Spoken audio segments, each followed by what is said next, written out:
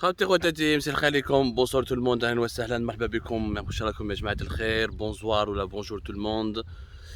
J'espère que vous vous portez bien, j'espère qu'il fait beau aussi chez vous, que vous arrivez à profiter un peu, à respirer, c'est très important pour le mental et la santé. Nous sommes le 10 mai 2022 et ce 10 mai, une visite importante du chef de la diplomatie russe, le fameux, le célèbre Sergei Lavrov, l'un des diplomates les plus chevronnés, les plus connus, les plus expérimentés du monde. L'une des personnalités les plus influentes de la géopolitique mondiale est arrivé aujourd'hui à Alger dans le cadre d'une visite importante pour propulser le partenariat entre l'Algérie et la Russie. Justement, il nous a semblé important de parler de ce partenariat et de parler de ces relations algéro-russes. On va lui consacrer une série d'émissions pour essayer de comprendre les intérêts stratégiques de cette relation. Parce qu'en Algérie, il y a beaucoup de fantasmes sur la relation avec la Russie, il y a beaucoup d'exagérations et personne n'a répondu à la question suivante. Est-ce que l'Algérie est réellement gagnante avec la Russie? La Russie, en s'alignant systématiquement sur la position de la Russie dans plusieurs dossiers géopolitiques, dans plusieurs questions géopolitiques, notamment en ce qui concerne la guerre qui a été lancée par Vladimir Poutine contre l'Ukraine, notamment le soutien qui a été accordé au régime de Bachar al-Assad, notamment à la relation avec la Chine. Il y a plusieurs fois, il y a plusieurs la question de la Tchétchénie, etc. Il y a plusieurs dossiers politiques, géopolitiques très chauds où l'Algérie s'est alignée systématiquement sur la Russie. L'Algérie ne peut pas, n'a jamais pu, ne pourra jamais s'opposer aux désirs de la Russie ou là, aux agendas de la Russie ou là, aux intérêts de la Russie parce qu'elle estime que la Russie c'est le grand allié historique, c'est le protecteur même, c'est le grand ami, il est même présenté par certains dirigeants, la Russie est même présentée par certains dirigeants algériens comme le véritable et le seul ami de l'Algérie. Parce que شوفوا اليوم واش قال سيرجي لافروف في الجي. ناخذ quelques déclarations تاعو. Il a fait des déclarations qui sont très fortes. Alors, il dit, nous avons soutenu l'initiative de nos amis algériens visant à élaborer un document stratégique interétatique qui sera le reflet de la nouvelle qualité du partenariat bilatéral. Ensuite, il a dit notre dialogue politique se développe de manière active, tout comme la coopération économique, militaire et technique, et les liens humanitaires et culturels. Sergei Lavrov, donc, il est parti au sanctuaire des martyrs, sanctuaire des martyrs, Maqam Shahid. Il s'est recueilli à la mémoire des martyrs de la guerre de libération nationale. Il a rencontré donc Abdelmajid Tebboune. Il a rencontré Ramdan Lamamra, le chef de la diplomatie algérienne. Ils ont parlé de la problématique du gaz et des questions qui sont relatives à l'accord de l'OPEP+. L'OPEP+, c'est le fameux accord d'avril 2020 qui a permis de réduire significativement la production mondiale de l'or noir, du pétrole brut, pour essayer de juguler la chute dramatique des prix du baril de pétrole les $30. Ils ont parlé naturellement du conflit ukrainien, de la guerre qui oppose la Russie à l'Ukraine, de l'offensive militaire. Nous avons une guerre parce que l'Ukraine c'est un petit pays par rapport à la Russie. On parle de guerre lorsqu'il y a deux armées plus ou moins équivalentes. Dans le cas de l'Ukraine, c'est une offensive militaire russe qui vise à détruire un régime ukrainien, à occuper un certain nombre de régions et dans le cadre d'un bras de fer global lancé par Moscou contre l'Occident, notamment contre les pays de l'OTAN et Washington depuis l'arrivée de Joe Biden à la tête de l'administration de la Maison Blanche. Bon, c'est une question très complexe qui chauffe donc Sergei Lavrov. Il a utilisé des mots forts, un nouveau document stratégique pour approfondir, pour un nouveau partenariat bilatéral. C'est bien, c'est joli, mais justement, on parle de liens économiques. L'Algérie ou Sherbet. Pour évaluer un partenariat avec un pays, il y a trois volets. Il n'y en a pas 46 000. Le premier volet, c'est le volet politique.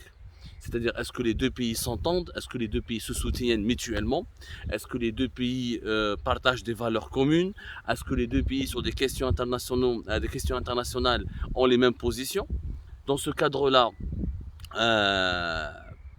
je vous la Russie de Poutine n'a pas soutenu activement les intérêts de l'Algérie ou la vision de l'Algérie dans pas mal de dossiers. Un exemple, le dossier marocain du Sahara occidental. La Russie, le soutien de la Russie au Polisario, à l'indépendance du Sahara occidental, il est très relatif. pour ne pas dire il est timide, pour ne pas dire dans certains moments il est quasi inexistant. La Russie qui est un membre du Conseil de sécurité, qui a le veto, qui a un veto en tant que membre permanent du Conseil de sécurité, n'a jamais utilisé son veto pour demander, ou n'a jamais utilisé son poids et son influence pour demander avec vigueur, avec force, avec puissance, l'organisation de ce fameux référendum d'autodétermination sahara-occidentale qui pourrait régler définitivement le problème du Sahara occidental selon la vision algérienne, selon la vision de plusieurs dirigeants algériens. Or, le grand ami russe, n'a jamais utilisé son veto, encore une fois, ni sa position au sein de l'ONU. Dans les meilleurs des cas, quand il y a des résolutions du Conseil de sécurité qui veulent sur le Sahara occidental, et quand ces résolutions n'arrangent pas la vision algérienne, ou ne portent pas, ou ne défendent pas clairement les revendications algériennes qui sont purement indépendantistes, l'Algérie réclame l'indépendance du Sahara occidental. Elle ne veut pas parler de plan d'autonomie, elle veut qu'il y ait un référendum pour que les Sahraouis choisissent où ils restent marocains, où ils deviennent indépendants. Mais dans toutes les résolutions, je finis la Russie qui vote contre. Elle s'abstient, ou elle vote pour. Mais je finis la Russie dire contre ou la s'oppose directement aux intérêts du Maroc ou la présence marocaine في الصحراء occidentale. ما شفناهاش وما شفناش حنايا ان امباسادور روس ولا ان ديريجون روس ولا فلاديمير بوتين كاش نهار قال باللي je soutiens l'indépendance du Sahara occidental. كاين des membres du Polisario qui vont en Russie, qui bénéficient de certaines bourses, qui sont formés, qui sont logés, oui, mais ça s'arrête là, c'est de la coopération purement humanitaire. Sur le plan politique, ما شفناش un soutien important de la Russie. Et باش نتفاهموا عليه عمي. Sur plusieurs autres questions internationales, bon, le Sahara occidental c'est le principal problème de l'Algérie parce que c'est le problème qui nous oppose au Maroc, notre voisin direct. Mais sur les autres questions géopolitiques du monde, voilà quoi. L'Algérie est un pays anti-sioniste, anti-Israël. La Russie ne l'est pas. La Russie elle a des relations israéliennes très poussées, très approfondies. Il n'y a pas de forcing russe contre Israël. L'amitié politique. Sur le plan politique, l'Algérie n'a jamais profité réellement de la puissance russe ou là du veto russe au Conseil de sécurité ou là de la carte russe. La carte russe, le soutien de la Russie à l'Algérie est très limité. Sur le plan politique, à chaque fois que nous avions des crises, l'Europe, etc., c'est vrai, Moscou ne critique pas le régime algérien comme le fait l'Union européenne, comme le fait la France, ou les puissances européennes plus ou moins des puissances démocratiques, voilà. Je dis plus ou moins démocratiques, voilà, parce qu'il y a toujours des déficiences et des défaillances, mais jamais Moscou n'a tapé du poing sur la table disant ne touchez pas à l'Algérie ou arrêtez de parler de l'Algérie comme elle le faisait avec la Syrie. Ça n'a rien à voir. Donc l'amitié politique, elle est superficielle. Superficielle. Poutine ou la Russie ou la Moscou ou le Kremlin ما وقفوش معنا في les dossiers les plus chauds. La preuve, le dossier du Sahara occidental résume parfaitement les contradictions de l'attitude algérienne vis-à-vis de la Russie. صاحبنا و grand ami وما على باليش ونشروا عليه السلاح etc. À la fin, la Russie a une position beaucoup plus proche de celle du Maroc que celle de l'Algérie, de la position que défend officiellement l'Algérie. Donc, la première dimension, la dimension politique. La deuxième dimension, c'est la dimension économique. Et quand tu veux évaluer les rapports, un partenariat d'un pays, les partenariats entre deux pays plutôt, le partenariat d'un pays avec un autre, c'est la dimension économique. Économiquement, la Russie. Nada. Zéro. En 2020 et 2021, les échanges économiques entre les deux pays étaient de 3 milliards de dollars. Pas plus. Le meilleur chiffre a été réalisé en 2018. Il y a 4 milliards de dollars. Au les 4 milliards de dollars d'échanges économiques, imaginez, l'Algérie n'a exporté vers la Russie que 8,2 millions de dollars. C'est des importations que la Russie, notamment des métaux, des produits métallurgiques, des minerais, ou là des machines de transport, des engins pour les travaux publics, etc. Voilà ce que nous sommes, et du blé russe. Nous avons importé un peu de blé ou là des produits alimentaires russes. Mais c'est des rapports totalement déséquilibrés. Il y a un rapport déjà 4 milliards de dollars, c'est rien. C'est très peu, c'est que dalle, comme on dit. C'est indigne d'une relation que tu qualifies de stratégique, c'est indigne d'un partenariat que tu qualifies de sensible avec un grand pays ami, donc rien. Où la Russie, 8,2 millions de dollars.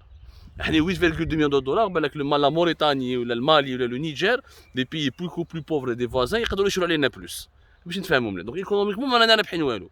Mais كاين les Russes, les investissements russes en Algérie sont quasi inexistants. Le seul investissement visible qui appartient à un oligarque russe, c'est Jay-Z à travers VEON, qui appartient à un oligarque russe. Qui veut vendre, il veut se retirer de l'Algérie, il veut vendre le Jay-Z, ils ont estimé la vente, etc. Il ne veut plus rester sur le marché algérien, même si VEON c'est norvégo-russe, mais qui sont installés à Amsterdam, Khalota, une multinationale Khalota, mais l'identité, la nationale, le principal porteur du projet, le principal propriétaire, il est russe. Il n'a pas accordé une importance particulière à l'Algérie, il n'y a pas d'investissement majeur russe en Algérie. Mais cash. On a des relations économiques très superficielles. Donc, voilà la grande amitié entre l'Algérie et la Russie. حنا مانا رابحين فيهم والو. لو كانوا نكسبورتي 1 مليار دو دولار ولا 2 مليار دو دولار يشروا علينا التمر يشروا علينا البطاطا. Une fois nous avons essayé d'exporter la pomme de terre en 2016-2017, ça s'est fini par un scandale. Les Russes عاودوا بعثوا لنا la pomme de terre. Rappelez-vous du scandale de la pomme de terre périmée ou la pomme de terre pourrie qui a été renvoyée par des clients russes parce que elle a été emballée dans des conditions catastrophiques et sans respect de certaines normes sanitaires ou certaines normes de consommation. وما نجحناش. يعني واش ربحنا مع لا روسي؟ ما ربحنا والو، هما راهم رابحين معنا باسكو ils exportent vers nous beaucoup plus que ce qu'ils importent de chez nous.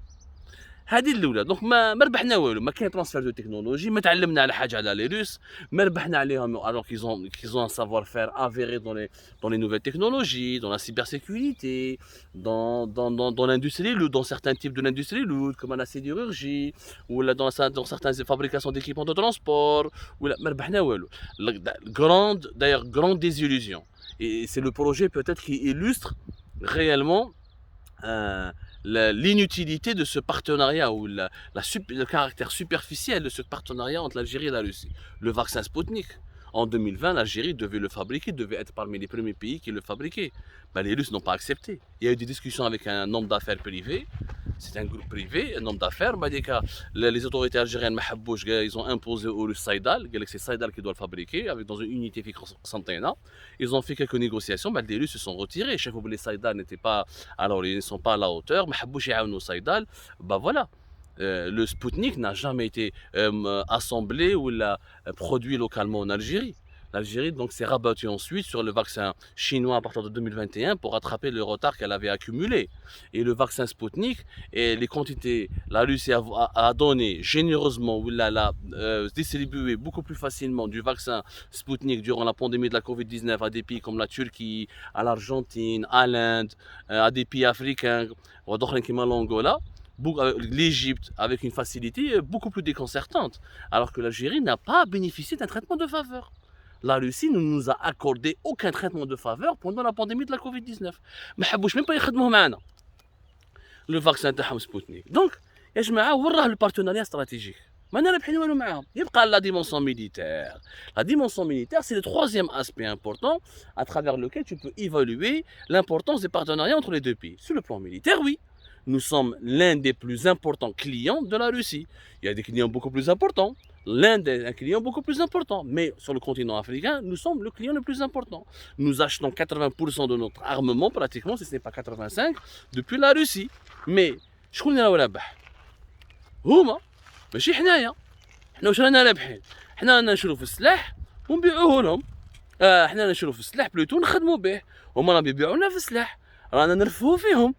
Mais est-ce que pour fabriquer des armes, est-ce que la Russie nous a aidé à avoir notre propre industrie locale, à fabriquer localement? Oui, il y a eu certaines premières informations, certains micro-projets pour fabriquer certaines armes qui seraient d'origine russe.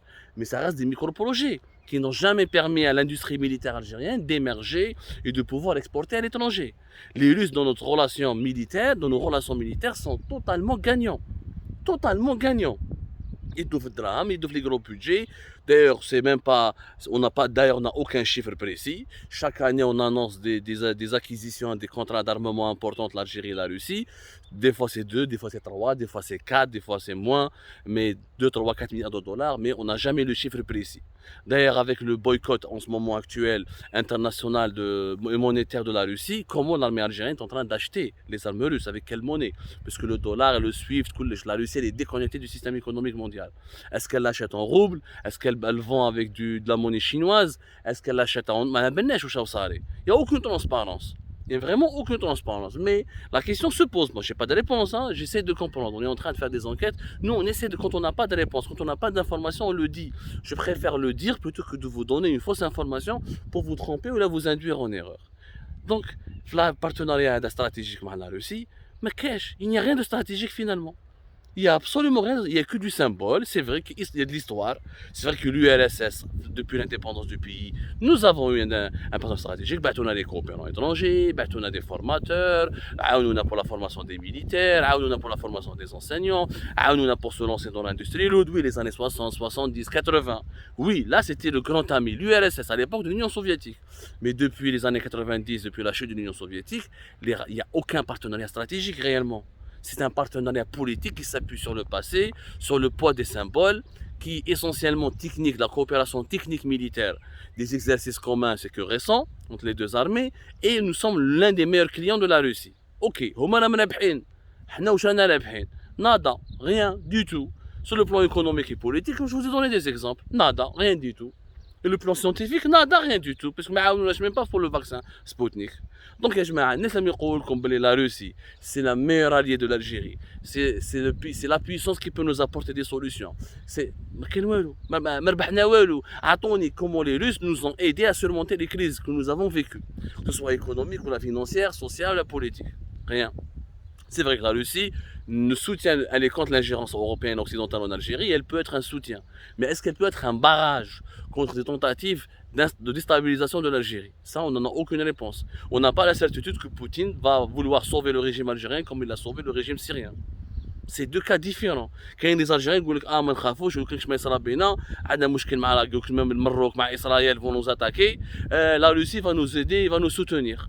Je ne vois pas du tout, il n'y a aucun indicateur qui dit que la Russie va soutenir militairement l'Algérie si elle est attaquée ou agressée par une alliance maroco-israélienne, par exemple, une alliance militaire maroco-israélienne. Je ne le vois pas, il n'y a aucun indicateur. Il y a pas, en Syrie, il y avait des indicateurs, il y avait 2 bases militaires russes, il y avait une proximité, il y avait un axe Téhéran, Damas, Moscou. Est-ce qu'il y a un axe Alger-Moscou ou c'est fort que l'axe Damas-Moscou? Je ne le crois pas. Il y a une coopération militaire, technico-commerciale, mais elle n'est pas stratégique. Elle n'est pas aussi stratégique que celle de la Syrie. Maintenant, si l'Algérie veut devenir la deuxième Syrie et s'allier avec la Russie, réellement la Syrie, ce n'est pas une alliance. La Syrie, c'est un vassal de la Russie. C'est une colonie russe. Bachar al-Assad n'a aucune souveraineté. Poutine est dire. Parce que c'est le colorasso, c'est le corps même la chute. C'est le corps avec contre l'opposition et contre pratiquement une invasion étrangère. Est-ce que nous voulons devenir le vassal de la Russie? La question se pose. Et il y a beaucoup de fantasmes qui sont entretenus autour de la relation de l'Algérie avec la Russie. Je pense que le débat est plus que jamais nécessaire. Et je vous invite à poursuivre ce débat sur les différentes plateformes d'Algérie. Par contre, à Google.com à tout à l'heure pour une autre émission.